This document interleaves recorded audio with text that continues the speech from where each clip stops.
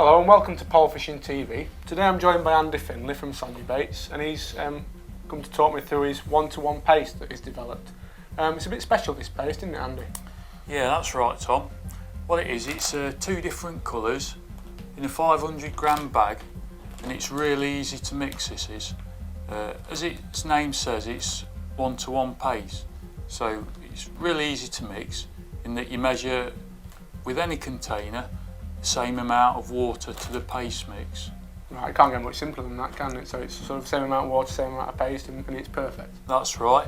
The important thing to remember is with all ground baits and paste really, is that you put the powder in first and then tip the water on top. Give it a good whisk round. It will look really wet and sloppy for a few minutes. Right. It just wants leaving alone then for, it says on the bag, about half an hour. After that time, it would have gone into this sort of consistency. Yeah.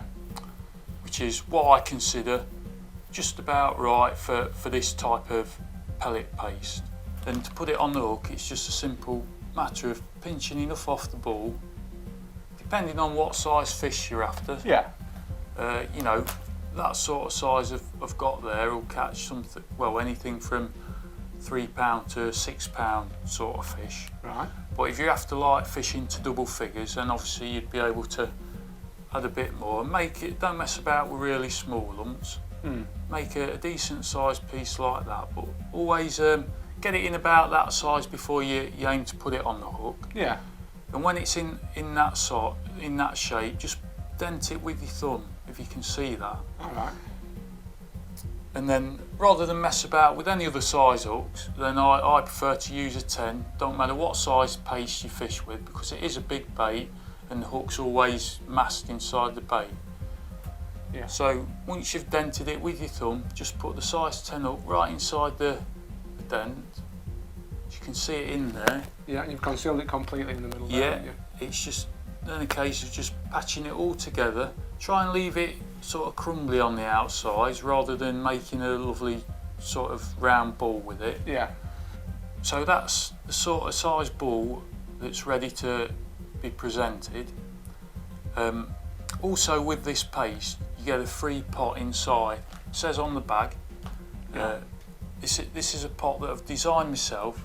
Right. It's ideally shaped to suit the size ball of paste. Yeah, it's a bit unusual with the lips round it, isn't it? And Well, yeah, it is, Tom, but there's a reason for that. yeah. So I suppose you can put as much or as little in as you want. you on that. can, Still yeah. work the same, won't it? You've just got to tailor it to, you know, how many fish you think are in your peg. Yeah. So there's the pellet. It's in the pot. You've got also with this pot, you've got lines going up Alright, it. it's giving you an idea of how much you feed That's at a given right. time. It's Yeah. very easy to regulate, you know, the amount of bait you're putting in, and then the paste just simply goes on top. Now you can just put your paste in the pot like that. It's nice and crumbly, and it will break down when it's in the water. But to improve it furthermore, sometimes what I have with me on my bait tray is a small tub of water. And just before I put my paste into the pot, I dip it in that water and move it about with my fingers a bit, and that gives it a really slimy, soft coating on the outside. Alright, and what does that do like? Well, when that's in the water, it clouds around the paste and makes it smell. You know, the smell goes into the water even more, and that, you know, is Draws more fish in. more attraction. Yeah, and you seem to get bites quicker by doing that. So that goes into the pot like that.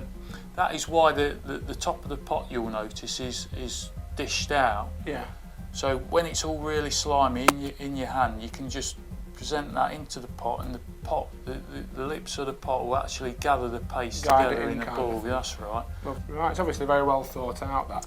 And the only thing that strikes me is what happens if your top kits aren't that kind of bore, or if you wanted to fish it further down your pole. Is there different size pots available? There is, not so much the pot size, but the actual bore of the hole. Yeah. You'll see Yeah.